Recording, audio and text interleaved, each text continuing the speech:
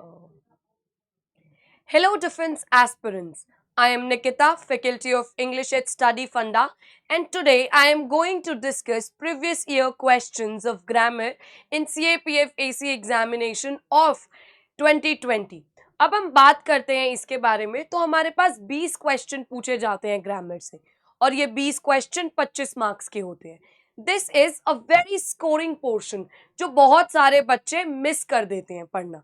लेकिन अगर आप ग्रामर रूल्स पढ़ते हैं, कुछ पर्टिकुलर टॉपिक्स भी कवर करते हैं, तो आप ये इजीली कर पाएंगे. अभी हम क्वेश्चंस देखते हैं और हम उनके रूल्स भी समझने की कोशिश करेंगे. तो सबसे पहले rewrite the sentences as directed. Okay, हमारे पास सबसे पहले गिवन है the inaugural ceremony of the Commonwealth Games was held dash the Jawaharlal Nehru stadium. Here I have to fill in the blank space with a preposition.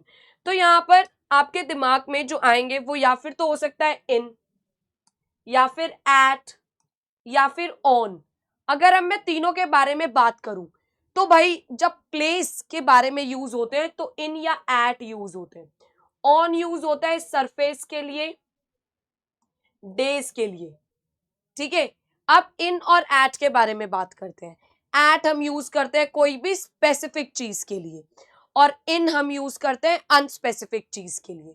When I am talking about a place as an area then it will be in, but when I am talking about it as a point then it should be at. और हम at use करते हैं तब जब हम बात कर रहे हो इवेंट्स की, ठीक है, पब्लिक गैदरिंग्स की, राइट. सो अभी यहां पर आपको क्या गिवन है, यहां पर आपके पास है Jawaharlal Nehru stadium, right, specific जगह, तो यहां पर क्या आ जाएगा, at. Next, I decided to buy few paintings that were left unsold in the exhibition. आपके पास एक तो होता है few, एक है a few, एक है the few. अभी यहां पर आपको आर्टिकल ऐड करना है, यहां पर ब्लैंक स्पेस है, ठीक है. तो आप क्या ऐड करेंगे यहां पर, this is actually not a topic of article, ये टॉपिक एडजेक्टिव से पूछा जाता है. तो सबसे पहले आप समझिए फ्यू किसके लिए यूज करते हैं. Few is actually an adjective of number जो हम यूज करते हैं किसके बारे में, काउंटेबल नाउन, काउंटेबल नाउन्स के लिए. काउंटेबल नाउन क्या होते हैं, जिसका सिंगुलर प्लूरल दोनों होता है, ठीक है. सबसे पहली चीज क्लियर. अब few, a few, the few में क्या फर्क है. फ्यू का मतलब है हार्डली एनीथिंग और एनीवन, मतलब कोई भी चीज जो ना के बराबर है, ठीक है. अ फ्यू का मतलब है सम थिंग्स और सम पर्सन्स. द फ्यू का मतलब है not many but all there is. Okay, तो आपको इस हिसाब से सेंस देखनी है. फ्यू का अगर मैं कॉनोटेशन देखूं तो मतलब हार्डली, मतलब कुछ भी नहीं है, तो मतलब उसका कॉनोटेशन क्या है, नेगेटिव. लेकिन सम, कुछ है, तो कॉनोटेशन क्या है, पॉजिटिव. और इसका डिपेंड करता है, ठीक है. अभी देखो आपके पास क्या गिवन है. I decided to buy dash few paintings that were left unsold in the exhibition. क्या कहने चाहते हैं कि भाई जितनी बची हुई थी उतनी, है ना. तो यहां पर हम क्या यूज करेंगे, द फ्यू, ठीक है. Not many but all there is, and that is why I have put the few. अभी इसका एक और अच्छा सा, अगर आपको कंफ्यूजन हो क्या फिल करे, तो आप ये भी देख सकते हैं. अगर द फ्यू आना है जहां पर, उसके बाद आपके पास सब्जेक्ट और वर्ब क्लॉज हो, तो वहां पर ये आएगा. जैसे यहां पर है दैट वर लेफ्ट अनसोल्ड, इसीलिए. Next, my neighbor takes care of my dog in my absence. We have to transform this sentence into a passive, okay, into the passive form. ठीक है. अभी देखो, सब्जेक्ट को ऑब्जेक्ट बनाना है, object को subject, तो किस चीज के बारे में बात हो रही है, सब्जेक्ट क्या है, नेबर, ऑब्जेक्ट क्या है, डॉग. अभी चेंज कर दो इसको. ये कौन सा टेंस है आपके पास, simple present tense. Simple present tense में हम क्या करते हैं, हम हेल्पिंग वर्ब लगाते हैं, उसके बाद वर्ब की थर्ड फॉर्म लगाते हैं और उसके बाद बाय, ठीक है. तो पहले आ जाएगा माई डॉग, माई डॉग. अब हेल्पिंग वर्ब सिंगुलर है तो is, then third form of take, taken, care of, यहां तक कौन करता है, neighbour. So by my neighbour, in my absence as it is. आपको जब ऐसे क्वेश्चंस दिए होते हैं तो आपको यहाँ पर ना एक्स्ट्रा क्लॉजेस दिए जाते हैं। क्यों दिए जाते हैं वो एक्स्ट्रा क्लॉजेस? आपको कंफ्यूज करने के लिए, ठीक है? तो आप ध्यान रखें इन सब चीजों का। Next, the foundation stone of this auditorium was led by the chief minister. अभी आपको इस ट्रांस जो सेंटेंस है इसको भी एक्टिव फॉर्म में चेंज कर देना है, ठीक है? ये आपके पास पैसिव फॉर्म में गिवन है, इसको आप एक्टिव फॉर्म में कैसे चेंज करेंगे? Minute. The foundation stone of this auditorium was led by, ये कौन सी फॉर्म है? पैसिव। अभी यहां पर ऑब्जेक्ट क्या है मेरे पास? यहां पर मेरे पास ऑब्जेक्ट है, ये सब्जेक्ट क्या है? कौन सा टेंस है? Was led. तो सिंपल पास्ट टेंस क्या होता है? Simple past tense subject verb की सेकेंड फॉर्म ऑब्जेक्ट। कर दो, चीफ मिनिस्टर को पहले ले आओ, द चीफ मिनिस्टर। अब लेड है तो लेड की सेकेंड फॉर्म लेड। अब क्या ले किया? The foundation stone of this auditorium, complete. Next, neither the driver nor the passengers of the bus dash injured in the accident. Fill in the blank space with the appropriate form of the verb be. be का मतलब होता है आपको helping verb use करनी है यहाँ पर, ठीक है? या फिर तो आप यूज कीजिए was या यूज कीजिए were। तो देखो आपके पास यहाँ पर क्या है? neither nor। आपके पास एक सब्जेक्ट वन इधर है, एक सब्जेक्ट टू इधर है। तो जब आपके पास neither nor होता है या आइदर और होता है या नॉट ओनली बट ऑल्सो होता है तो हम सब्जेक्ट टू पर फोकस करते हैं। Subject verb agreement subject to के हिसाब से होता है। तो यहां पर ये क्या है? प्लूरल है, तो इसीलिए यहां पर क्या आ जाएगा? वर आ जाएगा। Next, the police spokesperson requested the media persons to allow him to complete his statement. अभी इसको हमें डायरेक्ट, ये आपके पास कौन सी स्पीच है? इनडायरेक्ट स्पीच में गिवन है, ठीक है? अभी इसको डायरेक्ट में कर दो। तो स्पोक्स पर्सन ने क्या किसको बोला? मीडिया पर्सन को। So the spokesperson said to the media person, comma inverted comma. अभी देखो जब हम इंपेरेटिव सेंटेंसेस यूज करते हैं रिक्वेस्ट वाले, वो कब हम यूज करते हैं? जब सेंटेंस में मेरे पास प्लीज आ रहा हो। सो प्लीज आगे क्या है? Allow him to complete his statement. Please allow खुद को me to complete my statement. Next, if the police had reach the crime scene on time the victim dash. अब आपको यहां पर वर्ब ऐड करनी है। Fill in the blank space with the appropriate form of verb save. अभी this is actually a question of conditional sentences जो बहुत जरूरी है। ये आपका क्वेश्चन आया है थर्ड कंडीशनल सेंटेंस से। सो थर्ड कंडीशनल सेंटेंस क्या होता है? जब हम बात करते हैं हाइपोथेटिकल सिचुएशंस इन पास्ट कि भाई अगर ऐसा हुआ होता तो ऐसा होता। तो एक आपके पास प्राइमरी स्टेटमेंट है, एक आपके पास रिजल्ट है। प्राइमरी स्टेटमेंट में हम क्या यूज करने वाले हैं? यहां पर यूज होता है मेरा पास्ट परफेक्ट। यहां हम यूज करते हैं मोडाल परफेक्ट। मोडाल परफेक्ट का मतलब क्या होता है? मोडाल के बाद हैव के बाद वर्ब की थर्ड। अब कौन से मोडाल यूज करेंगे? मोडाल तो बहुत सारे हैं। अगर फ्यूचर प्रोबेबिलिटी है तो वुड, कैपेबिलिटी है तो कुड, और अगर रिस्पॉन्सिबिलिटी है तो शुड। ओके, तो अब देखो यहां पर if the police had reach the crime scene on time the victim dash.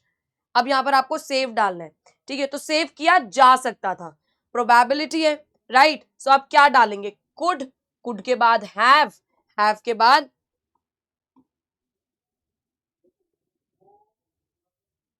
fill in the blank space with appropriate. So could have, the victim could have been और फिर उसके बाद saved, ठीक है?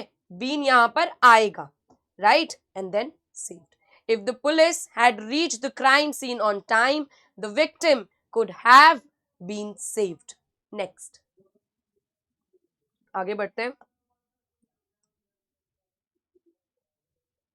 We need to take care of dash। यहां पर आपको क्या यूज करना है? Reflexive pronoun. अब रिफ्लेक्सिव प्रोनाउन होता क्या है ये समझना ज्यादा जरूरी है। रिफ्लेक्सिव प्रोनाउन वो प्रोनाउन होता है जिसके अंदर जो एक्शन है वो वापस सब्जेक्ट के ऊपर डाल दिया जाता है। वहां पर हम क्या यूज करते हैं? सेल्फ वर्ड यूज करते हैं। तो हम वी के लिए क्या यूज करेंगे? जो वर्ड हमारे पास वी है वी के लिए हम क्या यूज करते हैं, आर, प्लूरल है इसीलिए हम यूज करते हैं सेल्व्स, ठीक है। तो यहां पर क्या है, we need to take care of ourselves. Next, give your statement to the police, it will enable them to arrest the culprit. दो सेंटेंसेस है, इसको एक बनाना है, तो क्या करेंगे, giving your statement to the police will enable them to arrest the culprit. Next, he sings only in the bathroom. You have to change the sentence in the complex sentence. अभी देखो, जब आपके पास ऐसे सेंटेंसेस आते हैं ना, तो आपको सेंटेंस को समझना बहुत जरूरी है। यहाँ पर क्या दिया गया है कि भाई वो सिर्फ बाथरूम में गाना गाता है, ठीक है। तो हम इसको लिख सकते हैं कि भाई वो सिर्फ बाथरूम में गाना गाता है और कहीं नहीं करता है। तो while he sings only in the bathroom, comma, he never sings in front of others. Next, अब हमारे पास आता है नेक्स्ट क्वेश्चन। ओके, इस क्वेश्चन के अंदर जैसे पहले क्वेश्चन के हमें डायरेक्शंस दी होती हैं कि भाई एक्टिव को पैसिव में करो, रिपोर्टेड स्पीच करो, प्रेपोजिशन डालो। यहां पर हमारे पास फ्रेजेस हैं, हमें सिर्फ सेंटेंसेस बनाने हैं, ठीक है। तो सबसे पहला, takes after, let me read the question. Write one sentence each using the following words and phrases to bring out their meaning clearly. Do not change the tense form of the given words. Very very important. क्या दिया गया है आपको कि भाई जो आपको phrases given है ना, आपको उन फ्रेजेस का डायरेक्टली लिखना है, ठीक है, विदाउट चेंजिंग देयर फॉर्म। सबसे पहली चीज। दूसरी चीज, टेंस भी चेंज नहीं करना है, क्योंकि जब हम टेंस चेंज कर देते हैं तो शायद वो फ्रेजल वर्ब का मतलब चेंज हो जाए। तो आपके पास क्या गिवन है, टेक्स आफ्टर, और आपको इस हिसाब से सेंटेंस बनाना है कि जो मतलब है ना वो क्लियरली आ जाए। क्योंकि बच्चे बहुत स्मार्ट होते हैं, वो तो ये लिख देंगे, I do not know the meaning of takes after.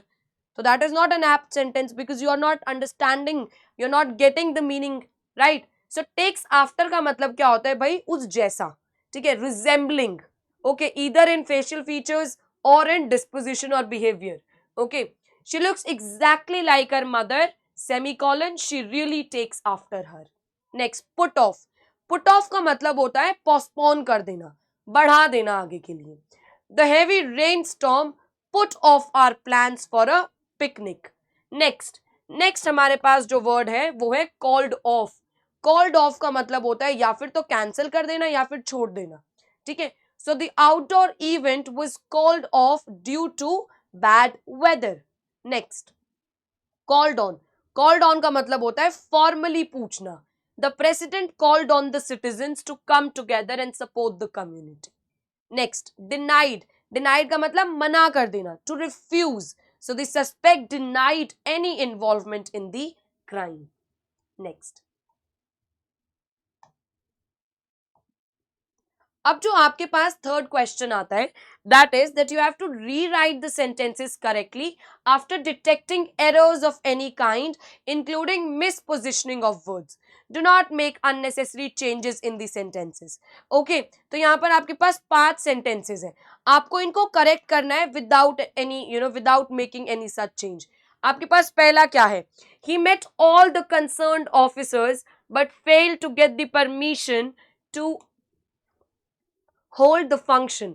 अभी यहां पर क्या गलती है, आपको यहां पर दिख रहा है, यहां पर क्या है, डेफिनेट आर्टिकल, यहां पर ये ऑफिसर्स नाउन है, ये जो वर्ड कंसर्न्ड है ये एडजेक्टिव है, और फिर आपके पास क्या गिवन है, आपके पास कंजंक्शन गिवन है। तो जब आपके पास ऐसा फॉर्मेट होता है ना, तो हम इंटरचेंज कर देते हैं, ठीक है। तो पहले मेरा ऑफिसर आएगा, फिर मेरा कंसर्न्ड आएगा। Next, one of my colleagues is leading the officious delegation. तो ऑफिशियस कुछ नहीं होता, ऑफिशियल होता है, ठीक है। Next, the students organised a 3 days cultural festival in the college. Very very important question, okay. ये क्वेश्चन आपका नाउन से आया है। कहने का मतलब क्या है कि भाई एक नाउन है, एक और नाउन है, ये वाला नाउन इस नाउन के लिए क्या एक्ट कर रहा है, इट इज एक्टिंग एज, अभी आपके पास 2 नाउन गिवन है, ठीक है। रूल क्या कहता है कि जब आपके पास ऐसे 2 नाउन गिवन हो और पहले वाला नाउन दूसरे वाले नाउन को क्या दे रहा है, क्वालिटी दे रहा है, तो ये वाला नाउन कैसे काम कर रहा है, एज एन एडजेक्टिव। तो ये वाला नाउन हमेशा क्या होना चाहिए, सिंगुलर। इसका एक एग्जाम्पल, 5 स्टार होटल्स, ये भी नाउन है, ये भी नाउन है, लेकिन ये वाला नाउन इस नाउन को क्या दे रहा है, क्वालिटी दे रहा है, राइट। तो ये हमेशा क्या होगा, singular. It can not be stars, right. इसीलिए यहां पर क्या गिवन है, अ 3 डेज कल्चरल फेस्टिवल, तो ये डेज की जगह क्या होना चाहिए, डे होना चाहिए। अब आगे बढ़ते हैं।